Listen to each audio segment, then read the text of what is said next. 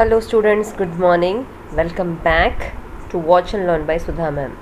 आज हम पढ़ने जा रहे हैं फुटप्रिंट विदाउट फीट टेक्स्ट में से chapter number 1, a triumph of surgery. Now title himself sells के यहाँ पे सर्जरी के बारे में कुछ है, राइट। यहाँ पे एक वर्ड दिया गया है ट्रियम्फ। ट्रियम्फ का मतलब होता है विक्ट्री, जीत, और सर्जरी मीन्स ऑपरेशन। तो ये चैप्टर क्या है वो देख लेते हैं। तो एक्चुअल में ये जो कहानी है वो एक छोटे से कुत्ते के ऊपर आधारित है जिसका नाम दिया गया है ट्रिकी। उसकी मालकिन है मिसेस पैम्फ्रे, और उसको ट्रीट करने वाला, उसका इलाज करने वाला एक डॉक्टर है जिसको कहा जाता है वेटरनरी डॉक्टर, जिनका नाम दिया गया है डॉक्टर हैरियट। अब ये तीनों जन के बीच में क्या चीज़ें होती हैं इस चैप्टर में, वही हम यहाँ पे पढ़ेंगे। तो शुरू करते हैं रीडिंग के साथ। Tricky, a small dog, is pampered and overfed by his rich mistress. He falls seriously ill and his mistress consults a veterinary surgeon. Does he perform an operation? Does the dog recover? Tricky, जो कि एक छोटा सा कुत्ता है, काफ़ी अपने मालकिन से लाड पाता है, और उसकी मालकिन जो है उसे अक्सर खाना ज़्यादा ही खिलाती थी। और एक दिन ऐसा आता है जब वो बहुत ज़्यादा गंभीर तौर से बीमार हो जाता है। नौबत ये आती है कि उसे वेटरनरी सर्जन के पास लेके जाना पड़ता है। तो क्या डॉक्टर उसने सच में उसका ऑपरेशन किया, और क्या ऑपरेशन के बाद डॉक्टर ठीक हो जाता है, वही हम यहाँ पे पढ़ेंगे।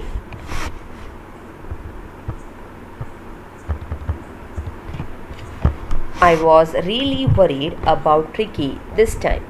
I had pulled up my car when I saw him in the street with his mistress, and I was shocked at his appearance. He had become ugly fat, like a bloated sausage with a leg at each corner. His eyes, bloodshot and rheumy, started straight ahead, and his tongue lolled from his jaws. अब यहाँ पे क्या बताया जा रहा है, जो narrator है वो कौन है? डॉक्टर हैरियट हिमसेल्फ, जिन्होंने इस चैप्टर को लिखा है, वो ही इसके नरेटर हैं। वो जब ट्रिकी को देखते हैं तो देख करके चौंक जाते हैं। इस बार वो क्या करते हैं, कार से जा रहे होते हैं, वो कार रोकते हैं और बाहर आते हैं, देखते हैं कि उस स्ट्रीट पर जो मिस्ट्रेस हैं मिसेस पैम्फ्रे अपने कुत्ते के साथ जा रही होती हैं। लेकिन कुत्ते का दिखावा देख करके ये घबरा जाते हैं। वो बहुत ही गंदा सा मोटा सा कुत्ता हो जाता है, ब्लॉटेड यानी फूला हुआ सा। उसके पैरों पे आपको सॉसेज मीन्स ये आप पिक देख सकते हो, कुछ इस तरीके का उसके बॉडी का अपीयरेंस हो जाता है। उसकी आंखें जो हैं उसमें ब्लड शॉट, यानी उसकी आंखों की जो नसें हैं वो रेड कलर की नज़र आ रही होती हैं। उसे र्यूमी नाम की एक बीमारी हो जाती है जो कि आई रिलेटेड है, वो भी हो जाता है। और उसका जो टंग है वो उसके जबड़ों से नीचे की तरफ लटक रहा होता है। Mrs. Pamphre hastened to explain. He was so listless, Mr. Herriot. He seemed to have no energy. I thought he must be suffering from malnutrition, so I have been giving him some little extras between meals to build him up. Some malt and cod liver oil and a bowl of Horlicks at night to make him sleep. Nothing much, really. Mrs. Pamphre जो थे वो हेस्टेंड means फटाक से answer देते कहती हैं कि ये काफ़ी ज़्यादा लिस्टलेस हो गया था। लिस्टलेस का मतलब होता है निर्जीव मीन्स उत्साह के बिना हो गया था। Mister Harriet, Mrs पैम्फ्रे mister Harriet को कहती हैं, ऐसा लग रहा था जैसे इसमें ताकत ही नहीं है। इसलिए मैंने सोचा कि हो सकता है इसमें कुपोषण के कुछ लक्षण आ रहे हों, इसलिए मैंने उसको थोड़ा खाना एक्स्ट्रा देना शुरू कर दिया। अब खाने में भी एक्स्ट्रा देना उन्होंने क्या शुरू किया था, तो यहाँ पे एक वर्ड दिया गया है malt. Malt means barley. Cod liver का मतलब होता है फिश ऑफ ऑयल, और उसे उन्होंने कुछ हॉर्लिक्स भी देना शुरू कर दिया था रात में, ताकि वो आसानी से सो सके। इसके अलावा मैंने उसे कुछ भी दिया नहीं है। And did you cut down on the street sweet things as I told you? Oh, I did for a bit, but he seem to be so weak I had to relent. He does love cream cakes and chocolates, so I can't bear to refuse him. तो doctor कहते हैं, तो क्या आपने उसके खाने में जो मीठा था वो देना बंद किया, जैसा मैंने आपको पहले भी बताया था? वो कहती, हाँ मैंने कोशिश तो ज़रूर की थी, लेकिन वो इतना कमज़ोर हो गया था जिसकी वजह से मैं रिलेंट मीन्स नरम पड़ गई, मैं झुक गई और मैं मना नहीं कर पाई। मैं उसे क्रीम केक्स बहुत पसंद है, चॉकलेट्स बहुत पसंद है, इसलिए मैं उसको मना नहीं कर पाई और मैंने देना जारी रखा। ओह, I looked down again at the little dog. That was the trouble. Tricky's only fault was greed. He had never been known to refuse food. He was tackle a meal at any hour of the day or night, and I wondered about all the things Mrs. Pamphray hadn't mentioned. मैं वापस से उस छोटे से कुत्ते की तरफ जब देखता हूँ तो वो काफ़ी परेशानी से भरा हुआ नज़र आ रहा था। इसमें ट्रिकी किसी फेक की गलती थी कि वो बहुत ज़्यादा लालची था। वो कभी भी खाने को मना नहीं कर पाता था। कभी भी दो वो आसानी से खाने को टैकल मीन्स खा लेता था, भले वो खाना खाने के 1 घंटे पहले दो या फिर खाना खाने के बाद दो, दिन में दो, रात में दो, वो हमेशा खाने के लिए तैयार रहता था। और मैं यही सारी चीज़ें सुन करके चौंक गया था कि मिसिस पेम्फ्रे ने इसके बारे में मुझे बताया भी नहीं। Are you giving him plenty of exercise? Well, he has his little walks with me as you can see, but Hogging the gardener has been down with lumbago, so there has been no ring throwing lately. Doctor Harriet कहते हैं क्या आप उसे काफ़ी अच्छे से exercise करवाते हैं? तो वो कहती हाँ, आप देख सकते हो कि मैं उसके साथ वॉक पे निकली हूँ, लेकिन हमारा जो गार्डनर है जिसका नाम दिया हॉगिंग, वो कहता था जो कि लुम्बागो के साथ है। लुम्बागो मीन्स उसको कमर दर्द हो गया था, इसी वजह से वो उसके साथ रिंग फेंकने का, आपने देखा होगा प्लेट फेंकने की जो गेम होती है जो कुत्ते अपने मुंह से पकड़ते हैं, वो खेल नहीं पाया, जिसकी वजह से थोड़ा मोटा हो गया है। I tried to sound severe. Now I really mean this. If you don't cut his food right down and give him some more exercise, he is going to be really ill. You must harden your heart and keep him on a very strict diet. Doctor Harriet कहते हैं ये बहुत ही अजीब है सुन करके। अब मैं जो बोलने जा रहा हूँ उसको ध्यान से सुनिए। अगर आपने उसके खाने में कटौती नहीं की और उसे एक्सरसाइजेज नहीं दी तो वो बहुत गंभीर तौर से बीमार हो जाएगा। और अपने आप को अब आप हार्ड बना लीजिए, अपने दिल को समझा लीजिए, आपको उसकी डाइट को लेकर के काफ़ी ज़्यादा स्ट्रिक्ट होना पड़ेगा। ऐसा डॉक्टर हेरियट ने मिसेस पेम्फ्रे को कहा। Mrs. Pamphray wrung his hands. Oh, I will, Mr. Harriet. I'm sure you are right, but it is so difficult, so very difficult. She set off, head down along the road, as if determined to put the new regime into practice immediately. Mrs. Pamphray कहती हैं, ठीक है, वो अपने हाथ को यूं, रंज का मतलब होता है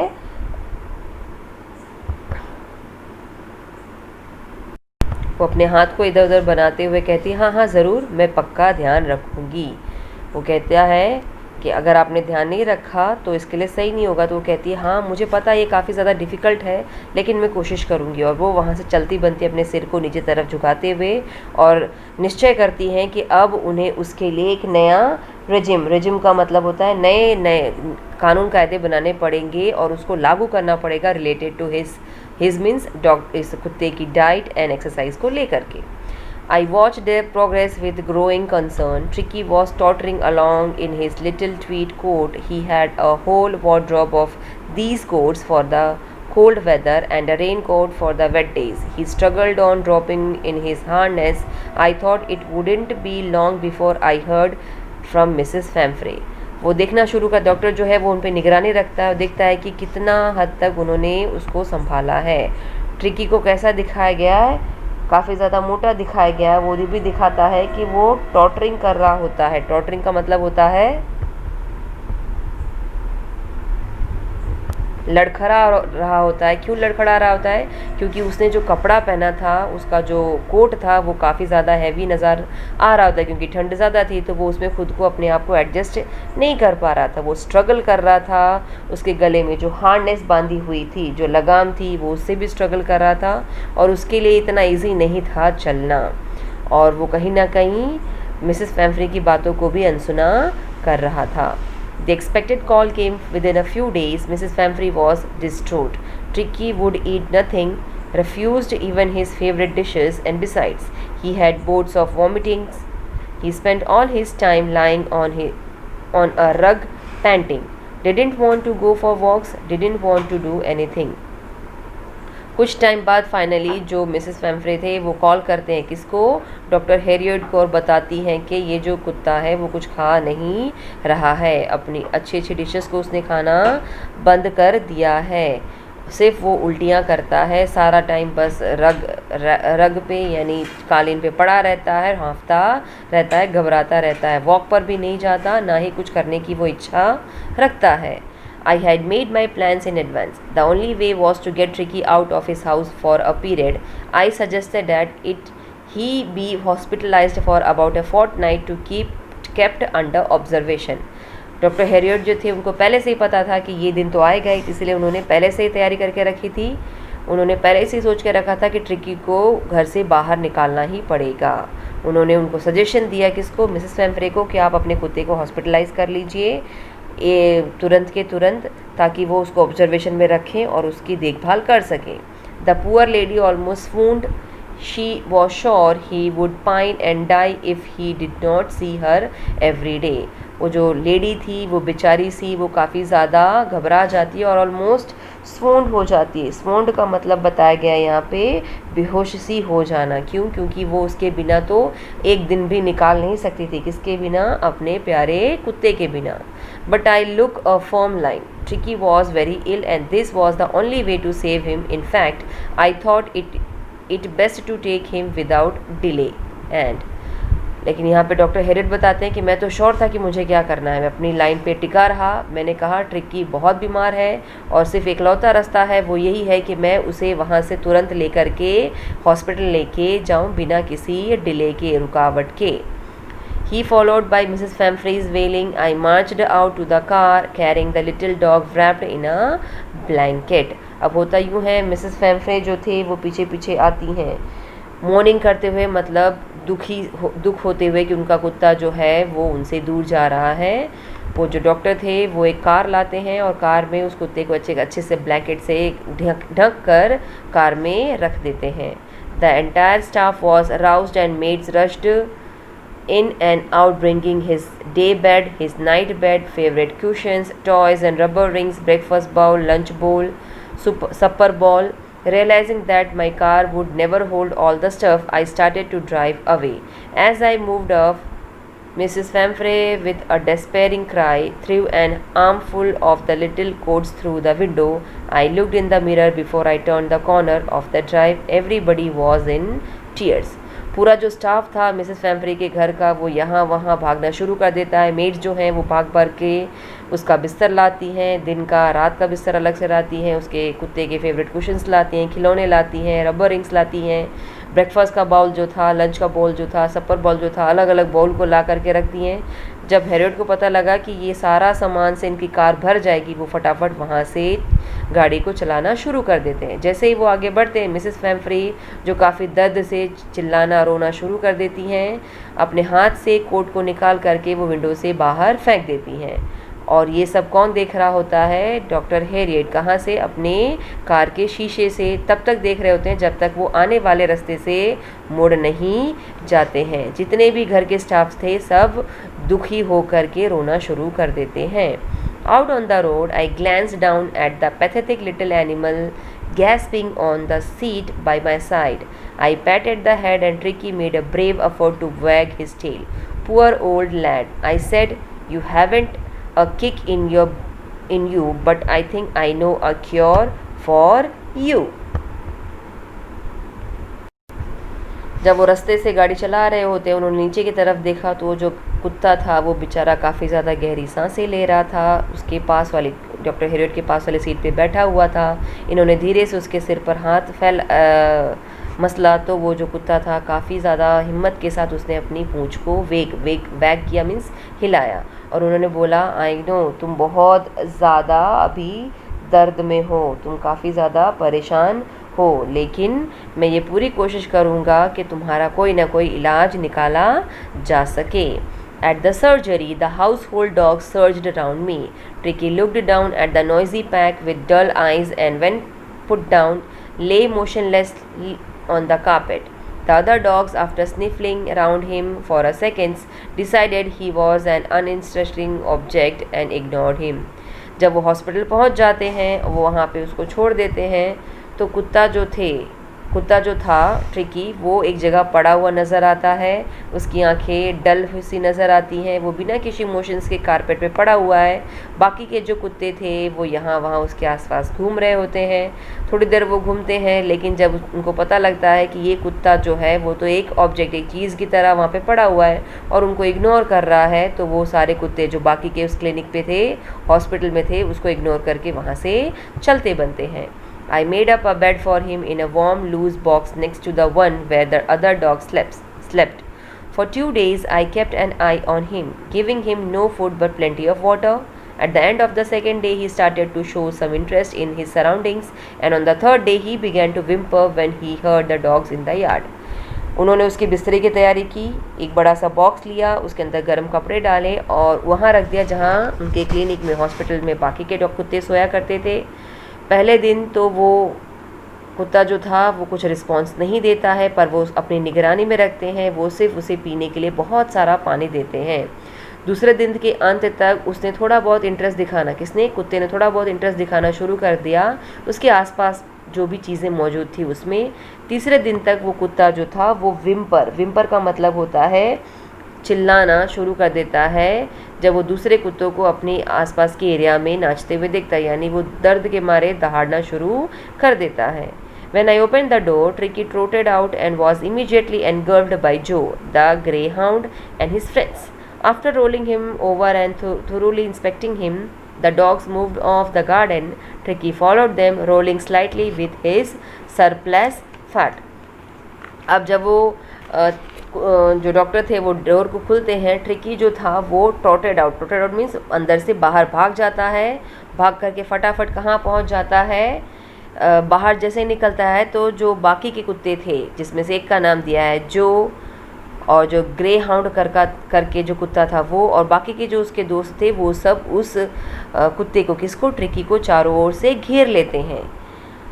फिर वो उसको थोड़ी देर तक अच्छे से इंस्पेक्ट करते हैं, इंस्पेक्ट करना मतलब घूरते हैं, और फिर बाहर की तरफ वो भागना शुरू कर देते हैं।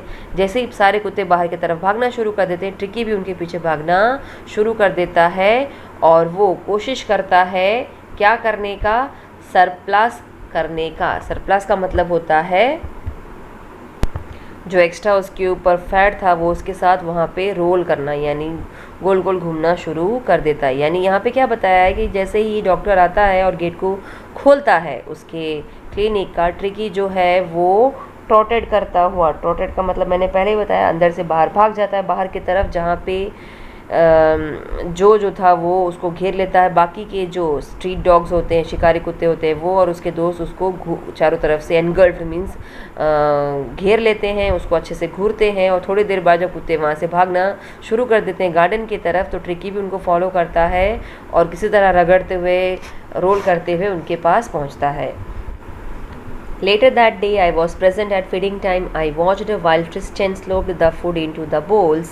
There was the usual headlong rush, followed by the sounds of high-speed eating. Every dog knew that if he fell behind the others, he was liable to have some competition for the last part of his meal.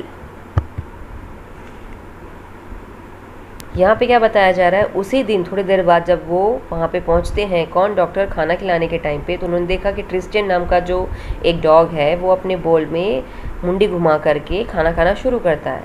और थोड़ी देर बाद बाकी के सारे जो कुत्ते हैं वो काफ़ी स्पीड से खाना खाना शुरू कर देते हैं, क्योंकि हर एक कुत्ता जानता था कि अगर वो खाने में पीछे रह जाएगा तो कहीं ना कहीं वो उसको सामना करना पड़ेगा कंपटीशन का, अपने खाने को मतलब दूसरों के साथ उसे शेयर करना पड़ेगा। ये सारे कुत्ते जानते थे, इसीलिए वो फटाफट अपने खाना को फिनिश करने की कोशिश शुरू कर देते हैं। When they had finished, Tricky took a walk round the shining bowls, licking casually inside one or two of them. Next day, an extra bowl was put out for him, and I was pleased to see him jostling his way towards it.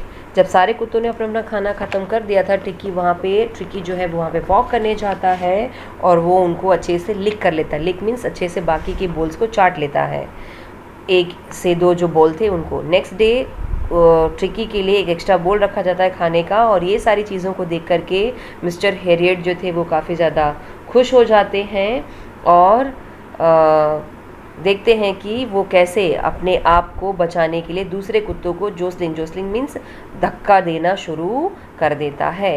From then on, his progress was rapid. He had no medicinal treatment of any kind, but all day he ran about with the dogs, joining in their friendly scrimmages. He discovered the joys of being bowled over, trampled on, and squashed every few minutes. He became an accepted member of the gang, unlikely silky little object among the shaggy crew, fighting like a tiger for his share at mealtimes and hunting rats in the old hen house at night. He had never had a such time in his life. उस दिन के बाद से उसके किसके means कुत्ते के जो हेल्थ में था वो प्रोग्रेस देखना शुरू हो जाता है। उसे किसी भी दवा का ज़रूरत नहीं पड़ता है, बस वो सारा दिन कुत्तों के साथ भागता रहता है, उनके साथ जॉइन करता है, किसमें, स्क्रिमेजेस में, यानी लड़ाइयों में उनको जॉइन करता है। डॉक्टर ने देखा कि वो काफ़ी ज़्यादा खुश होता है अपने आप को उनके साथ ग्रुप में मिक्स ओवर करते हुए। वो ट्रैम्प्ड ऑन करता है। ट्रैम्पेड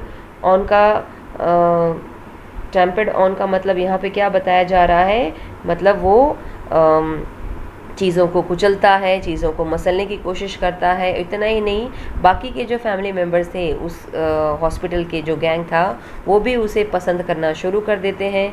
वैसे तो वो काफ़ी अलग दिखाया गया है। कैसा दिखाया गया है कि वो छोटा सा मोटा सा है और सिल्की ऑब्जेक्ट चीज़ की तरह नज़र आ रहा है।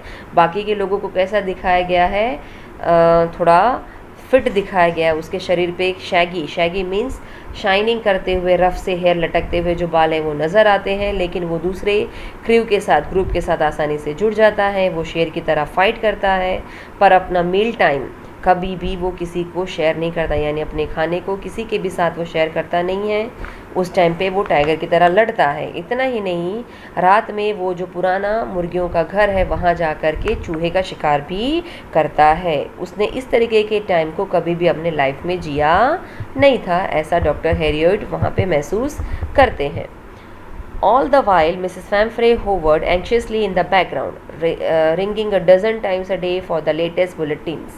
I dogged the questions about whether his cushions were being turned regularly or his correct coat worn according to the weather, but I was able to tell her that the little fellow was out of danger and convalescing rapidly.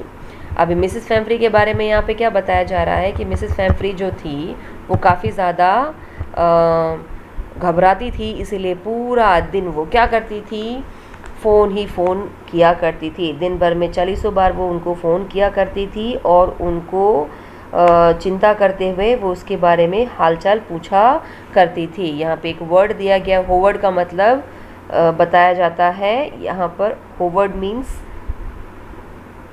घूमती रहना, मंडराती रहना चिंता में, और वो हमेशा यही पूछा करती थी कि भाई मेरा कुत्ता कैसा है, और लेटेस्ट उसकी खबरें पूछा करती थी। उन्होंने बोला, डोज्ड का मतलब होता है, वो खुद को बचाते हुए कहते थे उनके स्टूपिड क्वेश्चन से। उनके स्टूपिड क्वेश्चंस क्या होते थे कि क्या आपने मेरे कुत्ते के क्वेश्चंस को चेंज किया, क्या उसको सही तरीके का कोट पहनाया गया जो वेदर के हिसाब से वहाँ पे ज़रूरत थी। और मैं हर बार उनको यही बताता था कि आपका कुत्ता जो है वो डेंजर से बाहर है और वो काफ़ी ज़्यादा रैपिड जो है चेंजेस रिकवरी कर रहा है। यहाँ एक वर्ड दिया है कॉन्वेल्सिंग का मतलब होता है रिकवरिंग, वो अच्छे से रिकवर कर रहा है। The word convalescing seemed to be do something to Mrs. Famfrey. She started to bring around fresh eggs, 2 dozen at a time, to build up Tricky's strength. For a happy period, my partners and I had 2 eggs each for breakfast. But when the bottles of wine began to arrive, the real possibilities of the situation began to dawn on the household. अभी यहाँ पे क्या बताया जा रहा है, जैसे ही उन्होंने ये सुना कि भाई उनका कुत्ता कॉन्वेल्सिंग होना शुरू हो गया, रिकवर होना शुरू हो गया है, मिसेस फैम्फ्री तो खुश हो जाती हैं। उन्होंने अपने कुत्ते के अच्छे सी सेहत बनाने के लिए फ्रेश एग्स को भेजना शुरू किया, वो भी 2 dozen means 24 pieces of egg एक बार में वो भेजती थी, जिससे ट्रिकी को स्ट्रेंथ मिले, ताकत मिले। वो जो टाइम था वो मिस्टर हैरियट और उनके पार्टनर के लिए काफ़ी ज़्यादा अच्छा बताया गया है, क्योंकि उन्होंने कुत्ते को ना दे करके वो सारा खुद ब्रेकफास्ट में लेना उन्होंने शुरू कर दिया था। कुछ टाइम बाद उन्होंने फिर वाइन की बोतलें देना शुरू कर दी, तो उनके लिए तो एक अलग ही सिचुएशन पैदा हो जाती है। शाम के टाइम पे वो अपने घर पे बैठ के वाइन को पीना पसंद किया करते थे। It was to enrich tricky's blood. Lunch became a ceremonial occasion with 2 glasses of wine before and several during the meal. वो उन्होंने क्यों भेजा था मिसेस फैम्फ्रे ने वाइन को, ताकि ट्रिकी का ब्लड अच्छे से बन सके, लेकिन उन्होंने तो उनको एक सेरेमनी का मौका दे दिया, एक ओकेशन दे दिया। किसका? मिस्टर हैरियट का, कि वो खाने से पहले और खाने के बाद दिन भर में कई बार वाइन के 2-2 ग्लास पीना पसंद करते थे। We could hardly believe it when the brandy came to put a final edge on Tricky's constitution. For a few nights, the fine spirit was rolled around, inhaled and reverently drunk. अब यहाँ पे क्या बताया जा रहा है, उनके लिए तो ये विश्वास करना इम्पॉसिबल हो गया था कि जब भाई कुत्ते के लिए ब्रांडी भी मंगवाई गई और वो भी उसकी अच्छी हेल्थ के लिए, उस टाइम से तो मिस्टर हैरियट जो थे वो रात में कई बार ब्रांडी को पी करके सो जाया करते थे। They were days of deep content, starting well with the extra egg in the morning, improved and sustained by the midday wine, and finishing luxuriously around the fire with the brandy. वो तो ऐसे दिन हो गए थे इनके लिए जैसे वो पार्टी टाइम हो। उन्होंने दिन में एक्स्ट्रा एग को खाना शुरू कर दिया। सुबह उनकी शुरुआत ही एक्स्ट्रा एग से होती थी। दिन भर में वो कई बार वाइन को पिया करते थे और रात उनकी बीतती थी फायर के साथ, ब्रांडी के साथ। It was a temptation to keep Tricky on as a permanent guest, but I knew Mrs. Famfrey was suffering, and after a fortnight felt compelled to phone and tell her that the little dog has recovered and was awaiting collection. इनके लिए तो काफ़ी अच्छा tempting की बात थी, यानी attraction की बात थी, बहुत ज़्यादा फेवरेबल बात थी कि ट्रिकी को वो अपने पास परमानेंट गेस्ट रखें। लेकिन वो जानते थे कि मिसेस फैम्फ्री जो है वो काफ़ी ज़्यादा डरी हुई हैं, घबराहट में हैं, टेंशन में हैं, और ऑलमोस्ट 14 डेज़ हो चुके थे। और अब कहीं ना कहीं उनको ये फ़ोन करके बताना चाहिए था, कंपेल्ड करना चाहिए था, मीन्स उनको इन्फॉर्म करना चाहिए कि आपका जो कुत्ता है वो ठीक हो चुका है, आप फटाफट उसको अपने साथ ले जाइए। Within a minute, about 30 feet of gleaming black metal drew up outside the surgery. The chauffeur opened the door, and I could just make out the figure of Mrs. Famfrey almost lost in the interior. Her hands were tightly clasped in front of her. Her lips trembled. "Oh, Mr. Harriet, do tell me the truth. Is he really better?" कुछ ही seconds में, कुछ ही minute में, जैसे ही जब Harriet ने phone किया, कुछ ही minute के अंदर अंदर वहाँ पर 30 फीट की गैप में एक चमकती हुई ब्लैक कलर की कार आ जाती है हॉस्पिटल के बाहर। ड्राइवर जो है वो गेट को खोलता है और मिसेस फैम्फ्री जो है उसमें बैठी हुई नज़र आती हैं। वो अंदर बताई गई, interior means inside the car होती हैं। वो अपने दोनों हाथ को जोड़े हुए होती हैं, क्लैप्स्ड मीन्स टू जॉइन टुगेदर। अपने आगे वो हाथ को जोड़ करके खड़ी बैठी हुई होती हैं। उनके जो होंठ होते हैं वो घबराहट के मारे फड़फड़ा रहे होते हैं और वो बोल देती हैं, "मिस्टर हैरियट, क्या आप सच बोल रहे हैं? सच बताइए, क्या मेरा कुत्ता सच में ठीक हो गया है?" "Yes, he is fine. There is no need for you to get out of the car. I will go and fetch him." वो कहता है, हाँ, वो एकदम ठीक है, आपको कोई ज़रूरत नहीं है बाहर आने की, मैं अभी जाऊँगा और उसको लेकर आता हूँ। I walked through the house into the garden. A mass of dogs was hurtling round and round the lawn, and in their midst, ears flapping, tail waving, was the little golden figure of Tricky. In 2 weeks, he had been transformed into a lithe, hard-muscled animal. He was keeping up well with the pack, stretching out in great bounds, his chest almost brushing the ground. वो घर के अंदर जाते हैं और garden के तरफ बढ़ते हैं, तभी देखते हैं कि गार्डन में बहुत सारे कुत्ते जो थे वो ट्रिकी के आसपास गोल गोल घूम रहे होते हैं। ट्रिकी अंदर खड़ा हुआ होता है, वो अपने कानों को फड़फड़ा रहा होता है, पूंछ को हिला रहा होता है। उसका टेक्सचर कैसा दिखाया गया है? गोल्डन कलर का। 2 हफ्ते के अंदर अंदर वो एक मोटे से कुत्ते से कन्वर्ट हो चुका था लीथ में। लीथ का मतलब यहाँ पे बताया जाता है लचीला, यानी स्ट्रेचेबल, फ्लेक्सिबल बॉडी उसकी बन जाती है। उसका बॉडी जो है वो मसल्स वाला बन जाता है। वो अपने आप को काफ़ी अच्छे तरीके से दिखा रहा होता है, पैक में सबसे बेस्ट दिखा रहा होता है, अपनी बॉडी को स्ट्रेच आउट कर रहा होता है। उसकी चेस्ट जो है वो ऑलमोस्ट क्या बोलते हैं, बाहर की तरफ आ रही होती है, मतलब ओवरऑल उसकी जो बॉडी है काफ़ी ज़्यादा फ्लेक्सिबल नज़र आ रही होती है, जबकि स्टार्टिंग में वो ठीक से चल भी नहीं पा रहा होता है. I carried him back along the passage of the front of the house. The chauffeur was still holding the car door open, and when Tricky saw his mistress, he took off from my arms into a tremendous leap and sailed into Mrs. Famfrey's lap. She gave a startled "oh" and then had to defend herself as he swarmed over her, licking her face and barking. अभी होता यूँ है कि mister Harriet जो थे वो उसको गोदी में उठा करके गली से, अपने पैसेज से होते हुए, यानी 2 रूम के बीच की जो जगह होती है वहाँ से होते हुए घर की तरफ जब आगे बढ़ रहे होते हैं, तो देखते हैं कि जो ड्राइवर था अभी भी गेट को पकड़ के खड़ा हुआ रहता है और वो वेट कर रहा होता है कि कब ट्रिकी आए. जैसे ही ट्रिकी ने देखा कि उसके सामने उसकी मालकिन आ चुकी है, वो किसके मिस्टर हैरियट के हाथों से कूद करके नीचे भाग जाता है और फटाफट पहुंच जाता है मिसेस फैम्फ्री की गोद में. वो उसे घूरती हैं, काफ़ी खुश हो जाती हैं और कुत्ता जो है वो उनके चेहरे पे चाटना शुरू कर देता है और उनको देख के भौंकना शुरू कर देता है. During the excitement, I helped the chauffeur to bring out the beds, toys, cushions, coats and bowls, none of which had been used. As the car moved away, Mrs. Famfrey leaned out of the window, tears shone in her eyes, her lips trembled. अब ये दोनों जब मिल रहे होते हैं, Mrs फैम्फ्री और tricky, क्योंकि वो काफ़ी ज़्यादा खुश होते हैं. मिस्टर हैरियट जो होते हैं वो ड्राइवर की मदद करते हैं, उसके सारे बेड्स, टॉयज़, कुशन्स जो कुछ भी मिसेस फैम्फ्री ने भेजा था ट्रिकी का, वो सब उसको वापस कार में रखने की मदद कर रहे होते हैं, क्योंकि डॉक्टर हैरियट ने तो उसको यूज़ भी नहीं किया हुआ होता है. कार जब चलना शुरू हो जाती है, मिसेस फैम्फ्री जो हैं खिड़की में से बाहर मुंडी निकाल करके पीछे की तरफ पलट के देख रही होती हैं. उनकी आंखों से आंसू गिर रहे होते हैं और उनके लिप्स जो थे अभी भी ट्रेम्बल कर रहे होते हैं. Oh mister Harriet, she cried, how can I ever thank you, this is a triumph of surgery. वो कहती हैं जोर से चिल्ला करके, अरे मिस्टर हैरियट, मैं कैसे आपका धन्यवाद कहूँ, ये तो अपने आप में ट्रियम्फ मानी जाती है सर्जरी की, यानी अपने आप में ये विक्ट्री है सर्जरी की. तो कुछ इस तरीके से ये जो चैप्टर है उसका अंत हो जाता है.